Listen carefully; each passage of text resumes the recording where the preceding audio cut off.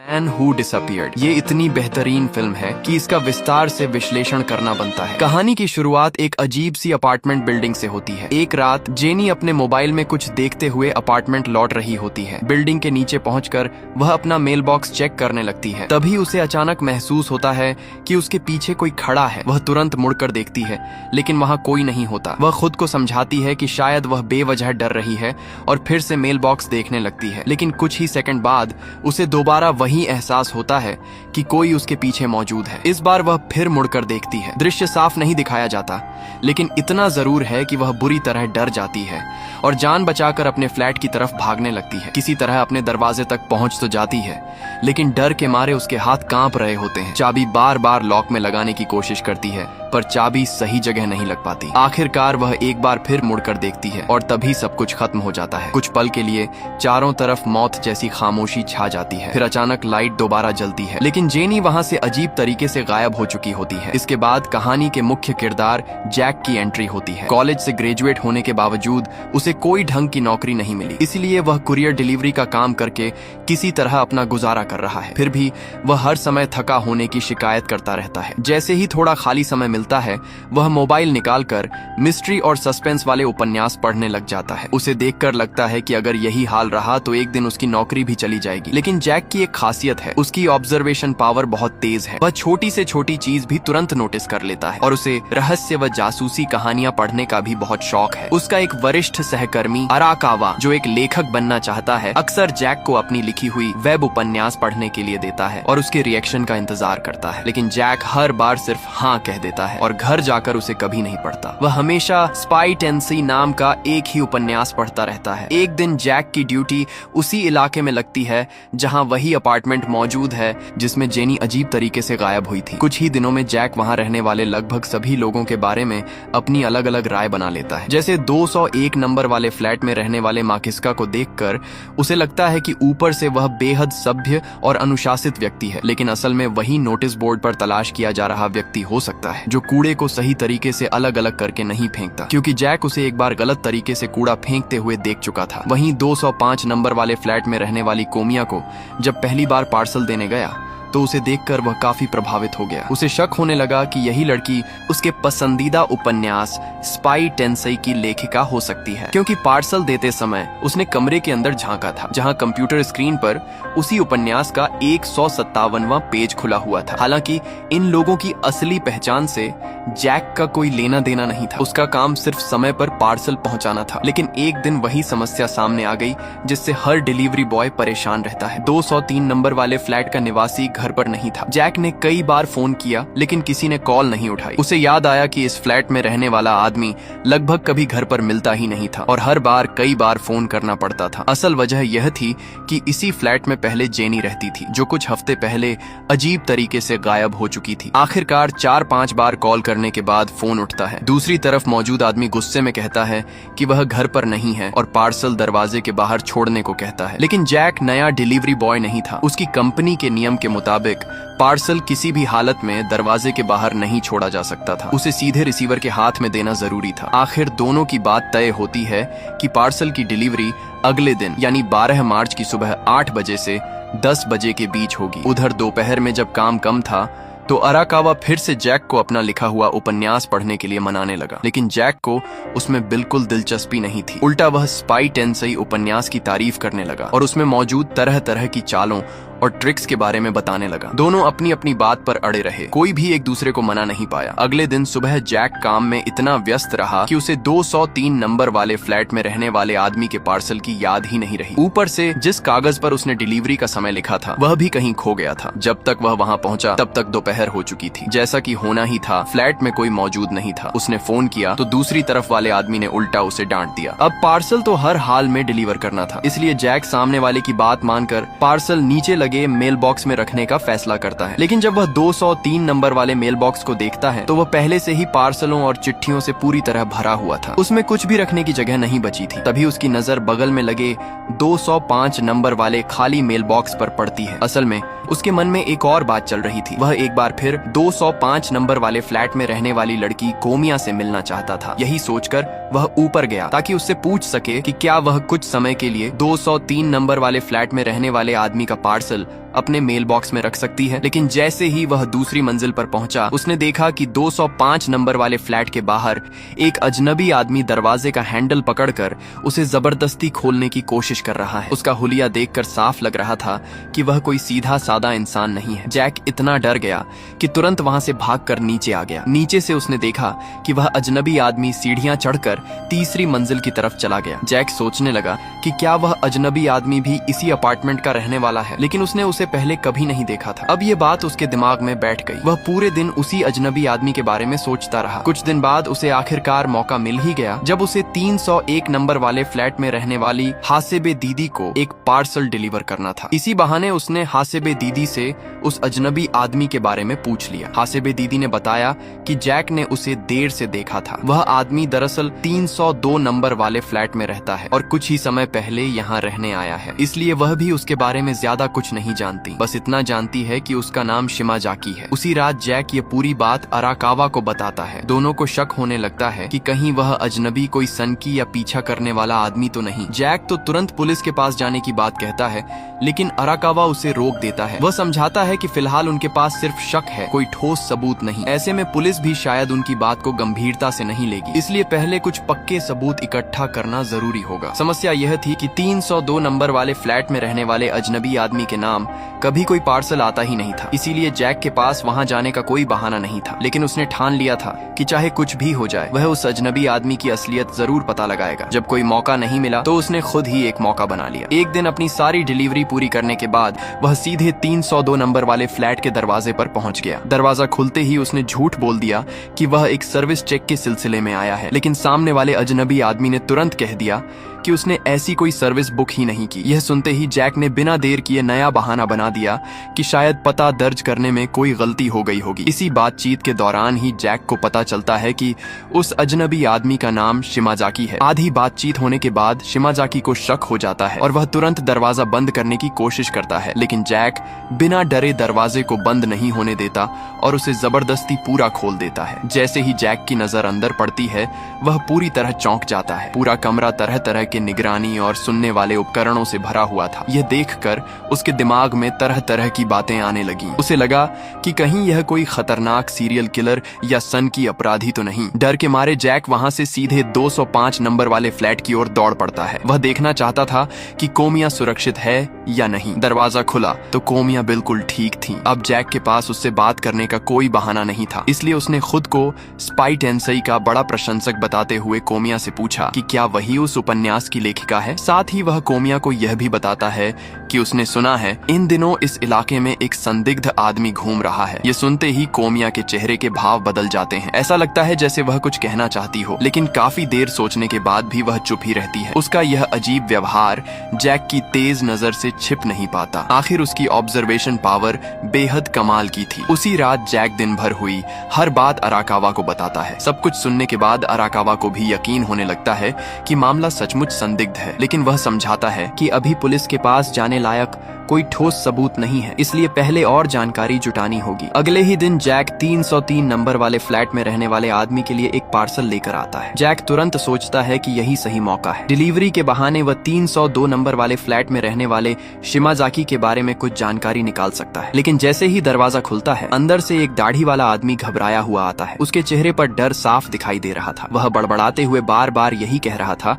कि अब वह इस जगह पर एक पल भी नहीं रह सकता और जितनी जल्दी हो सके इस अपार्टमेंट को छोड़कर चला जाएगा। जैक ने तुरंत पूछा कि आखिर मामला क्या है, क्या इसका संबंध 302 नंबर फ्लैट में रहने वाले उसके पड़ोसी से है। यह सुनते ही दाढ़ी वाला आदमी हैरान रह गया। उसने जैक से पूछा कि क्या उसने भी उसे देखा है। असल में जैक को पता ही नहीं था कि दाढ़ी वाला आदमी किसकी बात कर रहा है, इसलिए उसने सिर्फ अंदाजा लगाते हुए निगरानी वाले उपकरणों का जिक्र कर दिया। यह सुनकर दाढ़ी वाला आदमी और भी उलझ गया। उसने साफ कर दिया कि बात उन उपकरणों की नहीं बल्कि उससे भी कहीं ज्यादा डरावनी चीज की है। फिर उसने बताया कि पिछली रात उसने 302 नंबर वाले फ्लैट के अंदर एक खून से लथपथ लड़की को देखा था। ये सुनते ही जैक के पैरों तले जमीन खिसक जाती है। वह बिना एक पल गंवाए पूरी ताकत से 205 नंबर वाले फ्लैट की ओर दौड़ पड़ता है। लेकिन इस बार चाहे वह कितनी भी बार दरवाजे पर लगा इंटरकॉम का बटन दबाता है, अंदर से कोई जवाब नहीं आता। अब उसके मन में बस एक ही सवाल था, क्या कोमिया के साथ कुछ भयानक हो चुका था। अब तो सबूत जुटाने का सवाल ही नहीं था। जैक सीधे पुलिस स्टेशन पहुंच गया और पूरी घटना की रिपोर्ट दर्ज करा दी। लेकिन रात तक इंतजार करने के बाद जब पुलिस वापस आई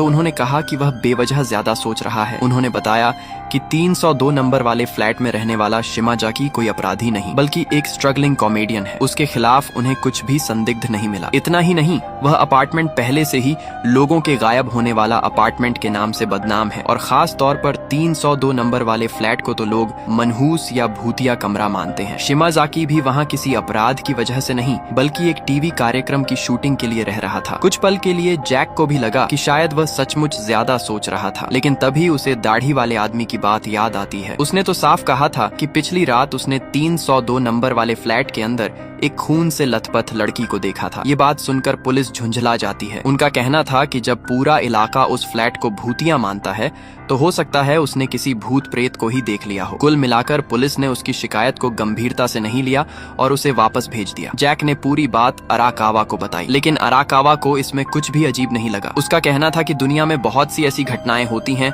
जिन्हें आसानी से समझाया नहीं जा सकता। लेकिन जैक अब भी परेशान था। अगर सब कुछ सामान्य है तो फिर कोमिया कई दिनों से घर पर क्यों नहीं है? और सबसे बड़ी बात, स्पाई टेंसेई उपन्यास का अपडेट भी अचानक बंद हो गया था। उस रात जैक ने इंटरनेट पर लोगों के गायब होने वाले अपार्टमेंट के बारे में खोजबीन की। हैरानी की बात यह थी कि इंटरनेट पर उस जगह की काफी चर्चा थी। उसी समय चुनाव का माहौल भी चल रहा था, इसलिए चुनाव से जुड़ी खबरें टीवी और अखबारों में लगातार दिखाई जा रही थी। पुलिस ने भी पूरे इलाके में गश्त और जांच बढ़ा दी थी। उधर जैक के मन में एक ही सवाल घूम रहा था, क्या 302 नंबर वाले फ्लैट में रहने वाला शिमाजाकी सचमुच निर्दोष है? दूसरी ओर उसके पसंदीदा उपन्यास स्पाई टेंसेई का भी कोई नया पेज नहीं आया था। जैक को अंदर ही अंदर महसूस हो रहा था कि मामला अभी खत्म नहीं हुआ है। अगले दिन जैक रोज की तरह पार्सल डिलीवर करने निकलता है, लेकिन 205 नंबर वाले फ्लैट में अब भी कोई नहीं मिलता। इससे उसकी बेचैनी और बढ़ जाती है। इसी बीच जैक 201 नंबर वाले फ्लैट में रहने वाले माकिस्का को एक पार्सल देने पहुंचता है। मौका मिलते ही वह माकिस्का से कोमिया के बारे में पूछता है। माकिस्का बताता है कि वह कोमिया को पहचानता तो है, लेकिन उसकी कभी उससे बात नहीं हुई। इसके बाद जैक पूछता है कि क्या उसने कोमिया को हाल फिलहाल में देखा है या फिर वह कहीं गायब तो नहीं हो गई। ये सुनकर माकिस्का बताता है कि उसने तो उसे परसों रात ही देखा था। उस समय एक अजनबी आदमी कोमिया को सहारा देकर ले जा रहा था। दूर से देखकर ऐसा लग रहा था जैसे कोमिया शराब के नशे में थी। ये सुनते ही जैक के मन में एक शक पैदा हुआ। उसने तुरंत माकिस्का से पूछा कि क्या वह शख्स करीब 30 साल का था और उसके बाल साइड से छोटे कटे हुए थे। माकिस्का ने जैक की बात की पुष्टि कर दी। इतना सुनते ही जैक समझ गया कि वह अजनबी आदमी कोई और नहीं बल्कि 302 नंबर वाले फ्लैट में रहने वाला शिमाजाकी ही था। इसके बाद जैक 301 नंबर वाले फ्लैट में रहने वाली हासिबे दीदी के पास पहुंचा। बातचीत के दौरान हासिबे दीदी ने भी बताया कि अब उन्हें 302 नंबर वाले फ्लैट में रहने वाले पड़ोसी शिमाजाकी से डर लगने लगा है। जब जैक ने इसकी वजह पूछी तो उन्होंने बताया कि पिछले कुछ दिनों से उनकी पालतू बिल्ली अचानक बहुत सुस्त रहने लगी है। उन्हें शक है कि इसकी वजह शिमाजाकी का हर समय सिगरेट पीना है। इसी कारण परसों रात वह उसे टोकने के लिए बालकनी में गई थी, लेकिन जैसे ही उनकी नजर सामने पड़ी उनके होश उड़ गए। उन्होंने देखा कि शिमाजाकी पूरे शरीर पर खून लगाए बिना किसी भाव के अपनी बालकनी में खड़ा आराम से सिगरेट पी रहा था। वह मंजर इतना खौफनाक था कि आज तक उनके जहन से नहीं निकला। अब तक मिली सारी बातें जोड़कर जैक के दिमाग में एक ही तस्वीर बन रही थी। उसे लगने लगा कि शायद कोमिया की हत्या हो चुकी है। तभी अचानक जैक को एहसास हुआ कि शिमाजाकी अपने फ्लैट का दरवाजा खोलकर चुपचाप उसकी तरफ देख रहा है। उसकी वह ठंडी और भावहीन नजर देखकर जैक बुरी तरह घबरा गया। उसी रात जैक ने फिर दिन भर की सारी बातें अराकावा को बताई। इस बार अराकावा ने उसे साफ चेतावनी दी कि अब इस मामले से जितना हो सके दूर ही रहे। कहीं ऐसा न हो कि सच्चाई पता लगाने के चक्कर में वह खुद किसी बड़ी मुसीबत में फंस जाए। लेकिन जैक अब पीछे हटने वाला नहीं था, इसलिए उसने मन ही मन फैसला कर लिया कि अगले दिन चाहे जो भी हो वह 302 नंबर वाले फ्लैट के अंदर जाकर ही रहेगा। अगले दिन जैसे ही जैक अपार्टमेंट पहुंचा उसके होश उड़ गए। सिर्फ 302 नंबर वाला फ्लैट ही नहीं बल्कि पूरी इमारत सुनसान पड़ी थी। उसने एक एक करके हर फ्लैट की घंटी बजाई, लेकिन कहीं से भी कोई जवाब नहीं मिला। ऐसा लग रहा था मानो पूरे अपार्टमेंट के लोग एक ही रात में अजीब तरीके से गायब हो गए हों। अब जैक के सामने सबसे बड़ी समस्या थी कि बिना वजह वह किसी का दरवाजा भी नहीं तोड़ सकता था। लेकिन आखिर सारे लोग गए कहाँ? लाख सोचने के बाद भी जैक को कोई जवाब नहीं मिला। तभी उसे पुलिस वाले की कही बात याद आ गई। क्या सच में ये सभी लोग किसी रहस्यमय तरीके से गायब हो गए थे? जैक वापस अपनी डिलीवरी वैन में जाकर बैठ गया और तुरंत अराकावा को फोन करके पूरी बात बता दी। अराकावा ने एक बार फिर उसे समझाया कि अब यह मामला उनके बस का नहीं रहा, बेहतर होगा कि वह यहीं रुक जाए और आगे दखल न दे। लेकिन तभी जैक की नजर नजर शिमाजाकी पर पड़ती है। वह वापस अपार्टमेंट में लौट आया था। जैक बिना एक पल गंवाए फोन काट देता है और चुपचाप उसका पीछा करने लगता है, लेकिन अगले ही पल वह जो देखता है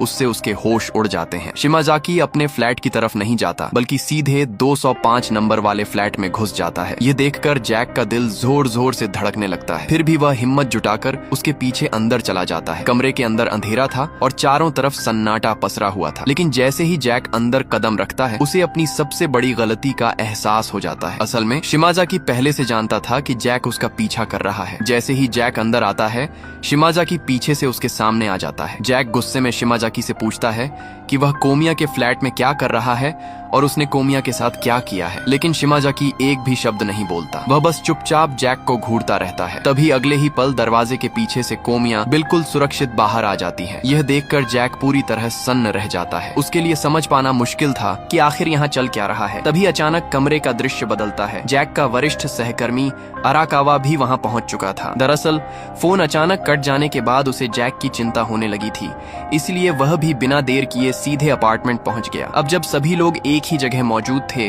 तो आखिरकार इस पूरे रहस्य से पर्दा उठने का वक्त आ गया था। अब तक जो कुछ भी हुआ था वह दरअसल एक बहुत बड़ी गलतफहमी थी। कोमिया और शिमाजाकी कोई आम नागरिक नहीं, बल्कि क्रिमिनल इन्वेस्टिगेशन विभाग में तैनात अंडरकवर पुलिस अधिकारी थे। कोमिया का असली नाम सूडो था, जबकि शिमाजाकी का असली नाम बेप्पू था। यह सच्चाई सुनकर जैक और अराकावा दोनों के पैरों तले जमीन खिसक गई। उन्हें यकीन ही नहीं हो रहा था कि जिस रहस्य का वे इतने दिनों से पीछा कर रहे थे उसकी असलियत पूरी तरह अलग निकलेगी। इसके बाद सूडो ने शुरुआत से लेकर अब तक की पूरी कहानी बतानी शुरू की। ये सब 3 हफ्ते पहले शुरू हुआ था। उसी दौरान देश में राजनीतिक चुनाव होने वाले थे। खुफिया एजेंसियों को सूचना मिली थी कि कुछ आतंकवादी चुनाव के समय किसी बड़े हमले की योजना बना रहे हैं। जांच में पता चला कि उन आतंकवादियों में से एक उसी अपार्टमेंट में छिपा हुआ है जहां फिल्म की शुरुआत में जेनी अजीब तरीके से गायब हुई थी। इसलिए सूडो को गुप्त मिशन पर भेजा गया। उसे एक सामान्य निवासी बनकर उस अपार्टमेंट में रहना था और छिपे हुए आतंकवादी की पहचान करनी थी। अब तक मिली जानकारी के अनुसार वह आतंकवादी बाहरी दुनिया से संपर्क करने के लिए किसी भी इलेक्ट्रॉनिक डिवाइस का इस्तेमाल नहीं करता था, यानी वह किसी दूसरे तरीके से संदेश भेज रहा था। एहतियात के तौर पर उनकी वरिष्ठ महिला अधिकारी तेरादा ने उसकी मदद के लिए एक और साथी को भी भेजा। वह था विभाग का बेहद काबिल एजेंट बेप्पू। योजना के मुताबिक सूडो ने उपन्यासकार बनकर 205 नंबर वाले फ्लैट में रहना शुरू किया, जबकि बेप्पू पर्सनल ट्रेनर की पहचान लेकर 302 नंबर वाले फ्लैट में रहने लगा। यह सच्चाई सुनते ही अराकावा ने बीच में ही सूडो को रोक दिया। उसे यकीन ही नहीं हुआ कि मामला उसकी सोच से बिल्कुल अलग निकलेगा। उधर जैक भी मायूस हो गया, क्योंकि कोमिया असल में कोमिया थी ही नहीं और उसने स्पाई टेंसेई नाम का कोई उपन्यास भी नहीं लिखा था। सूडो ने थोड़ी शर्मिंदगी के साथ माफी मांगी और साफ कर दिया कि यही सच था। जैक और अराकावा को पूरी बात समझने में थोड़ा समय लगा। फिर अराकावा ने सूडो से आगे की कहानी बताने को कहा। अपार्टमेंट में रहने के बाद सूडो और बेप्पू ने अपना अपना काम बांट लिया। सूडो हर निवासी की गतिविधियों पर नजर रखती थी, जबकि बेप्पू का काम था सभी निवासियों की बातचीत गुप्त रूप से सुनना। सबसे आसान निशाना थी 301 नंबर वाले फ्लैट में रहने वाली हासेबे दीदी। एक दिन जब वह कूड़ा फेंकने बाहर गई तो बेप्पू चुपके से उनके फ्लैट में घुस गया। उसने एक सुनने वाला उपकरण बड़ी चालाकी से बिल्ली के सामान के अंदर छिपा दिया। उसका मानना था कि इतनी सफाई से लगाया गया उपकरण कोई आम इंसान कभी नहीं ढूंढ सकता। कुछ समय बाद उनके वरिष्ठ महिला अधिकारी तेरादा का फोन आया। उन्होंने बताया कि मुख्यालय से मिली खुफिया जानकारी के अनुसार कुछ आतंकवादी बड़े बम धमाके की तैयारी कर रहे हैं और बहुत संभव है कि बम उपलब्ध कराने वाला व्यक्ति भी उसी अपार्टमेंट में छिपा हो। इसलिए अब सूडो को खास तौर पर इस बात पर नजर रखने को कहा गया कि निवासी बाहर की दुनिया से कैसे संपर्क करते हैं। साथ ही महिला अधिकारी ने यह भी बताया कि उन्होंने दोनों के लिए एक नया विशेष हथियार भी भेजा है जो जरूरत पड़ने पर काम आएगा। इसके बाद कहानी फिर उसी मोड़ पर पहुंचती है जिसे हम पहले देख चुके हैं। जैक पार्सल लेकर 205 नंबर वाले फ्लैट में आता है। वह सूडो को ही कोमिया समझता रहता है, लेकिन उसी दौरान सूडो की नजर भी जैक पर पड़ती है। जैक हर बार पार्सल देते समय इधर उधर बड़ी गौर से देखता रहता था। यही बात सूडो को संदिग्ध लगी। उसने सोचा अगर कोई व्यक्ति बिना शक पैदा किए पूरे अपार्टमेंट में कहीं भी आ जा सकता है और सामान भी ला ले जा सकता है तो वह डिलीवरी बॉय ही हो सकता है। इसीलिए उसी रात उसने अपनी यह शंका बेप्पू को बताई। साथ ही उसने बताया कि उसे एक कागज मिला है जो शायद उसी डिलीवरी बॉय का गिरा हुआ था। सबसे अजीब बात यह थी कि उस कागज पर कई सारी संख्याएं लिखी हुई थीं। सूडो को लगा कि शायद यह यह कोई गुप्त कोड है, लेकिन बेप्पू ने देखते ही समझ लिया कि वह कोई गुप्त कोड नहीं बल्कि एक फोन नंबर था, क्योंकि वह 3 से शुरू होने वाला 10 अंकों का नंबर था। बेप्पू ने बिना देर किए उसी नंबर पर कॉल लगा दिया। अब जरा उस नंबर को याद कीजिए। जब जैक 203 नंबर वाले फ्लैट के बाहर पार्सल की डिलीवरी का समय तय किया था, तब उसने 12 मार्च सुबह 8 से 10 बजे का समय एक कागज पर नोट किया था। बाद में वही कागज सुडो के हाथ लग गया था। लेकिन मजेदार बात यह रही कि कॉल सचमुच लग गया, और दूसरी तरफ कोई आम आदमी नहीं बल्कि मशहूर जापानी कलाकार उमेजावा फूमियो थे। ये कोई काल्पनिक नाम नहीं बल्कि जापान की एक वास्तविक प्रसिद्ध हस्ती है। बेप्पू को लगा कि सामने वाला मजाक कर रहा है, इसलिए उसने बात वहीं खत्म की और वापस अपने फ्लैट की ओर लौटने लगा। लेकिन जल्दबाजी में वह अपनी प्रोटीन ड्रिंक वहीं भूल गया। थोड़ी देर बाद सुडो उसे लौटाने के लिए उसके फ्लैट की ओर गई। संयोग से उसी समय बेप्पू अपने नए विशेष हथियार का परीक्षण कर रहा था। तभी गलती से सुडो उसी हथियार की चपेट में आ गई और बेहोश होकर जमीन पर गिर पड़ी। बेप्पू पूरी तरह घबरा गया। तभी उसे किसी के आने की आहट सुनाई दी। घबराहट में उसने तुरंत सुडो को उठाया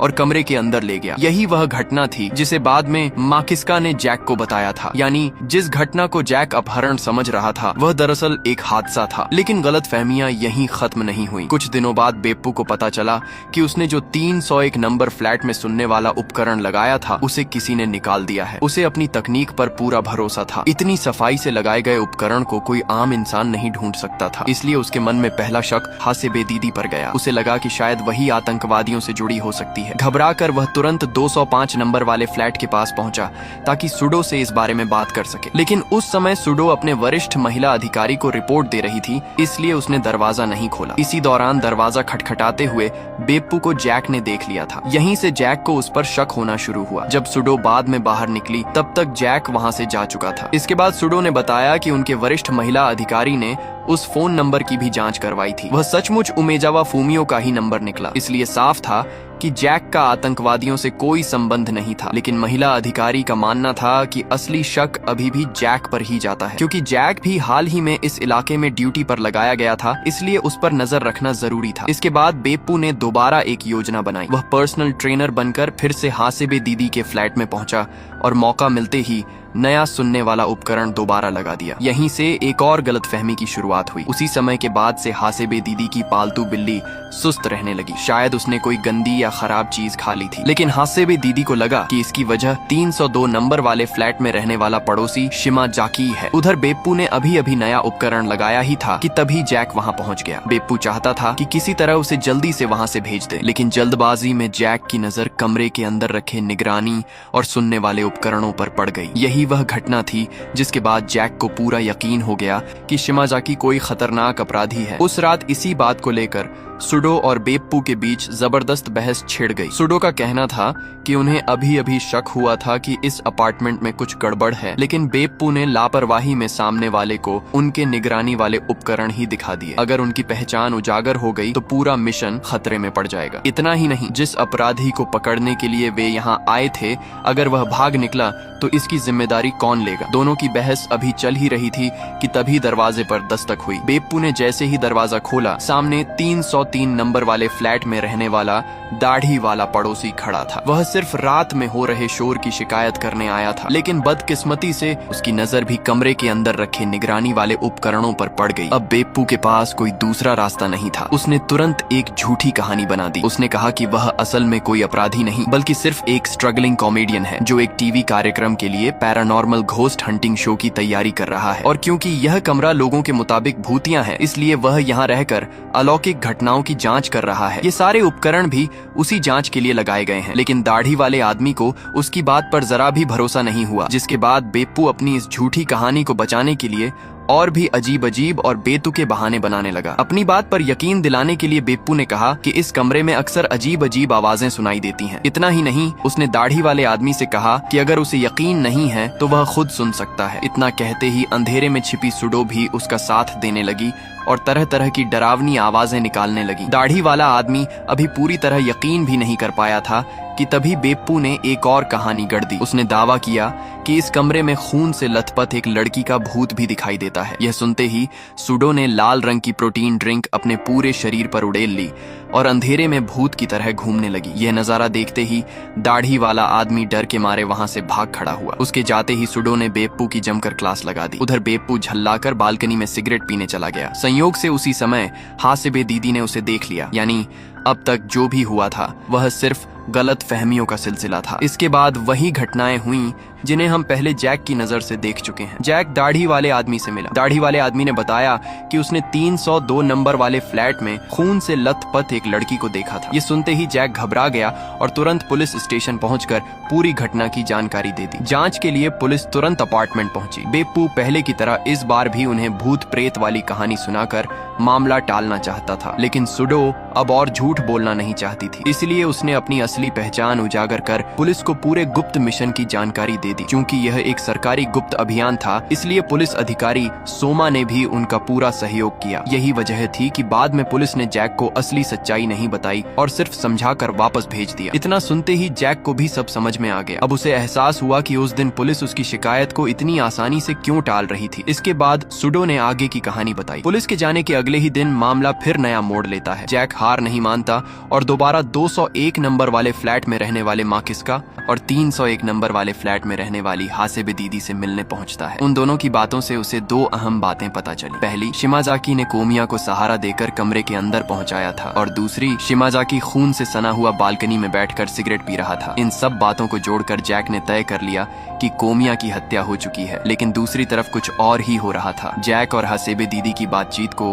बेप्पू अपने लगाए हुए उपकरण से सुन रहा था। तभी वह तुरंत कमरे से बाहर निकल आया। उसी समय उसने हासिबे दीदी के मुंह से युक्की जैसा शब्द सुना। जापानी भाषा में उसकी आवाज कार्रवाई शुरू करो जैसे शब्द से मिलती जुलती थी। बस यहीं से एक और बड़ी गलत फहमी पैदा हो गई। बेप्पू को लगा कि आतंकवादी अब हमला करने वाले हैं। यही फिल्म दोनों पक्षों की सोच साफ करती है। जैक की नजर से देखें तो उसे शुरू से ही बेप्पू संदिग्ध लग रहा था। उसने निगरानी वाले उपकरण भी देख लिए थे। कोमिया कई दिनों से गायब थी और बाकी पड़ोसियों की बातें सुनकर जैक को पूरा यकीन हो गया था कि बेप्पू ही हत्यारा है। वहीं सुडो और बेप्पू की नजर से देखें तो जैक खुद बेहद संदिग्ध दिखाई देता था। वह हर समय चुपके चुपके इधर उधर देखता रहता था। हर निवासी से लंबी बातचीत करता था। वह उनके निगरानी वाले उपकरण भी देख चुका था और हासिबे दीदी की कही बात को सुडो और बेप्पू ने आतंकियों के गुप्त संकेत के रूप में समझ लिया था। इसलिए दोनों ने फैसला किया कि सबसे पहले हासिबे दीदी से पूछताछ की जाए। उसी रात उन्होंने हासिबे दीदी को पकड़ लिया, लेकिन पूछताछ के दौरान वह कुछ भी नहीं बता सकी। उसे निगरानी वाले उपकरण के बारे में कोई जानकारी ही नहीं थी। तभी उसकी पालतू बिल्ली ने अचानक उल्टी कर दी और उसके साथ वही छोटा सुनने वाला उपकरण भी बाहर निकल आया। तब जाकर उन्हें समझ आया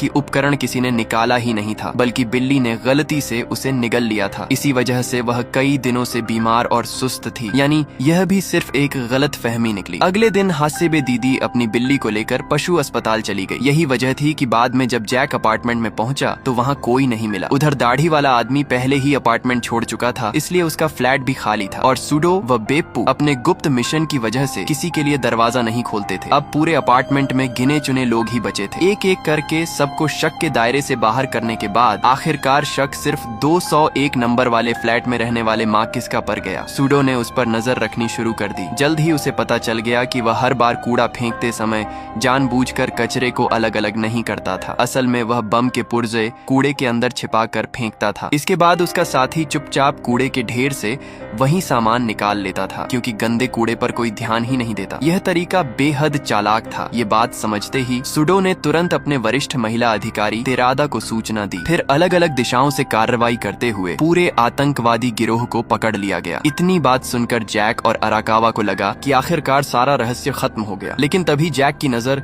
सामने रखी किताबों की अलमारी पर पड़ती है। वहाँ मशहूर कलाकार उमेजावा फूमियो की एक पत्रिका और कुछ किताबें रखी थी। फिर उसने बाकी किताबों के नाम देखे। उसे कई नाम एकदम जाने पहचाने लगे। तभी जैक के दिमाग में एकदम बिजली सी कौंध गई। उसे याद आया कि उसके पसंदीदा उपन्यास स्पाई टेंसई में एक अनोखी ट्रिक थी। कहानी के सभी पात्रों के नामों के पहले अक्षरों को जोड़ने पर एक गुप्त संदेश बनता था। जैक ने तुरंत यहाँ भी वही तरीका आजमाया। उसने सुडो, बेप्पू, तेरादा, उमेजावा और पुलिस अधिकारी सोमा के नामों के शुरुआती अक्षरों को जोड़कर देखा और जो संदेश बना उसका अर्थ था सब कुछ झूठ है। ये संकेत मिलते ही जैक को समझ आ गया कि शायद कोमिया पहले से जानती थी कि वह उसका उपन्यास स्पाई टेंसेई पढ़ता है, इसलिए कोमिया ने जानबूझकर यह संकेत छोड़ा था ताकि वह सच्चाई समझ सके। तभी उसकी नजर एक और बात पर गई। जिस आदमी को कोमिया ने बेप्पू के नाम से परिचित कराया था उसका एक हाथ लगातार मेज के नीचे ही छिपा हुआ था। जैक ने जानबूझकर एक सामान नीचे गिरा दिया। जब वह उसे उठाने के लिए झुका तब उसने देख लिया वह आदमी मेज के नीचे चाकू छिपाकर कोमिया को धमका रहा था। जैक का वरिष्ठ सहकर्मी अराकावा भी तुरंत सब समझ गया। दोनों ने बिना कुछ बोले एक दूसरे को इशारा किया। जैक ने जानबूझकर एक नोटबुक फेंककर उसका ध्यान भटका दिया। उसी पल अराकावा झपट पड़ा और उस आदमी को काबू में कर लिया। कुछ ही देर में पुलिस भी वहां पहुंच गई और उसे गिरफ्तार कर लिया। बाद में पुलिस ने बताया कि यही आदमी असली सीरियल किलर था। 3 महीने पहले अजीब तरीके से गायब हुई जेनी की हत्या भी उसी ने की थी। पुलिस इतने समय तक उसे पकड़ नहीं सकी क्योंकि उसने खुद को बड़ी चालाकी से एक मासूम पीड़ित की तरह छिपा रखा था। पुलिस ने यह भी बताया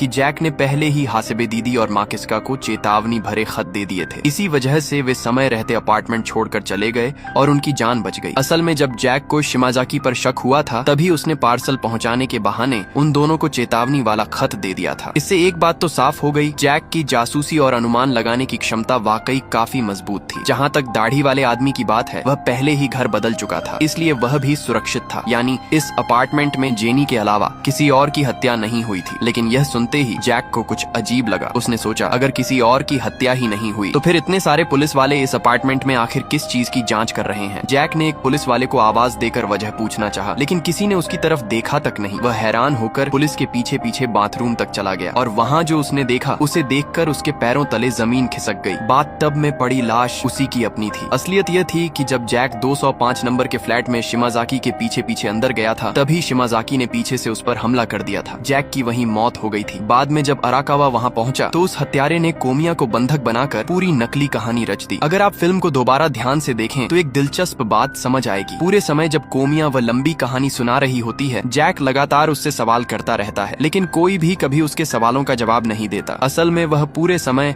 अकेले ही बोल रहा था क्योंकि वह अब इस दुनिया में था ही नहीं। जहाँ तक नामों वाले गुप्त संदेश की बात है उसे भी जैक ने नहीं बल्कि अराकावा ने खोजा था। हालांकि यह भी सच है कि वह ऐसा इसलिए कर पाया क्योंकि जैक पहले उसे उस उपन्यास की ट्रिक के बारे में बता चुका था। हत्यारे को गिरफ्तार करने और पुलिस के जाने के बाद भी अराकावा और कोमिया के मन में एक सवाल रह गया। जब उन्होंने हत्यारे को पकड़ा तब वह नोटबुक अचानक हवा में उछलकर दूसरी तरफ कैसे चली गई? क्या उस समय वहाँ कोई तीसरा भी मौजूद था? अराकावा मुस्कुराते हुए बस इतना कहता है कि दुनिया में बहुत सी ऐसी बातें होती हैं जिन्हें समझाया नहीं जा सकता। उसके मुताबिक जिन लोगों की मौत किसी अधूरी इच्छा के साथ होती है उनकी आत्मा कुछ समय तक उसी जगह ठहर जाती है। अराकावा की बात सुनकर कोमिया ने वह नोटबुक खोलकर देखी। उसके अंदर जैक के लिखे हुए ढेर सारे पुराने संदेश मौजूद थे। उन्हें देखते ही कोमिया भावुक हो गई। उसने बताया कि इतने लंबे समय तक जैक के हौसला बढ़ाने वाले संदेश ही उसे आगे बढ़ने की ताकत देते रहे। अगर जैक हमेशा उसका उत्साह न बढ़ाता तो शायद वह बहुत पहले ही लिखना छोड़ चुकी होती। यही वजह थी कि उसने जैक की हर एक चिट्ठी आज तक संभाल कर रखी थी। लेकिन अब उसे सिर्फ इस बात का अफसोस था, काश जैक आज यह सब सुन पाता। लेकिन जैक वहीं खड़ा था। वह सब कुछ देख भी रहा था और सुन भी रहा था, बस कोई उसे देख नहीं सकता था। तभी अचानक पास रखी 2 किताबें अपने आप नीचे गिर गईं। आवाज सुनकर कोमिया तुरंत उन किताबों के पास पहुंची और उन्हें हैरानी से देखने लगी। जब उसने दोनों किताबों के नामों पर गौर किया और उनके शुरुआती अक्षरों को जोड़कर देखा तो एक हैरान कर देने वाला संदेश सामने आया। वह यहाँ है, यानी जैक अब भी उनके पास मौजूद था। फिल्म का आखिरी दृश्य बेहद भावुक है। कोमिया बिना उसे देखे उसकी मौजूदगी महसूस करते हुए धन्यवाद देती है और बताती है कि उसकी वजह से उसे लंबे समय तक हिम्मत मिलती रही। और इसी भावुक पल के साथ फिल्म की मुख्य कहानी यहीं खत्म हो जाती है। लेकिन फिल्म यहीं खत्म नहीं होती। इसके बाद एक छोटा सा पोस्ट क्रेडिट सीन भी दिखाया जाता है। अचानक स्क्रीन फिर से रोशन होती है। जैक खुद को एक भव्य महल में खड़ा पाता है। उसने शानदार सूट पहन रखा है लेकिन उसे समझ नहीं आता कि वह वहाँ कैसे पहुंचा। तभी पीछे से एक राजकुमारी उसके पास आती है और मुस्कुराते हुए उससे पूछती है कि क्या वह वही मशहूर जासूस है। ये सुनते ही जैक चौंक जाता है। उसे यह दृश्य बहुत जाना पहचाना लगता है, क्योंकि